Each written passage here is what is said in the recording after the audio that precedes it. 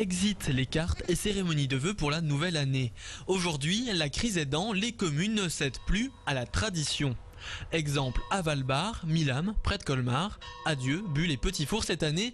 Le maire trouve le passage obligé du cocktail inutile. Et en plus, le village économise plus de 500 €. Je constate que de toute façon, les élus qu'on invite, c'est toujours les mêmes qui sont qu'on retrouve dans les autres villages éventuellement où j'y vais. Mais on n'arrive pas à contacter les gens de la commune directement. Donc moi, je les contacte surtout par écrit, c'est-à-dire que je leur souhaite les vœux par l'intermédiaire des vœux du maire. Donc c'est un papier que toutes les personnes reçoivent éventuellement dans leur boîte aux lettres. Ça nous coûte peut-être une ramette plus ou moins de papier et c'est tout ce que ça nous coûte. André Bayard imprime lui-même ses vœux et il n'est, semble-t-il, pas le seul.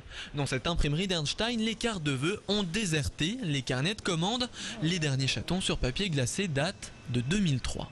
À l'époque, c'était les agences de pub qui faisaient les créations pour les entreprises, parce que les entreprises avaient un certain budget. Ils faisaient quand même des cartes de visite de qualité avec des découpes,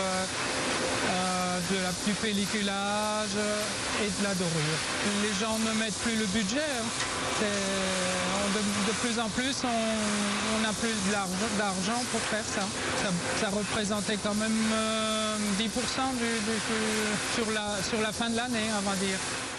La carte de vœux n'a pour autant pas totalement disparu. Elle est simplement devenue virtuelle. Elle est alors produite dans la tradition Réfort et Moutarde depuis 1873, mais l'entreprise ne prend pas la poussière, loin de là. Pour la deuxième année, les vœux d'Allélor sont envoyés par mail et même en 2011 sur Facebook.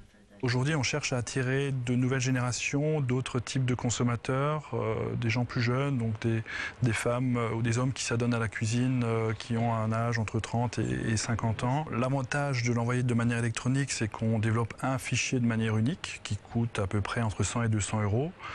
Et ensuite, on peut le diffuser par mail à titre gratuit, puisqu'il suffit d'avoir une connexion Internet. Contrairement à un développement sur papier et par envoi postal, le développement sur papier pour à peu près 2000 contacts peut aller jusqu'à 1000 € selon les impressions. Et ensuite, on a encore les frais de la poste au prix du timbre qui est assez conséquent pour 2000 envois.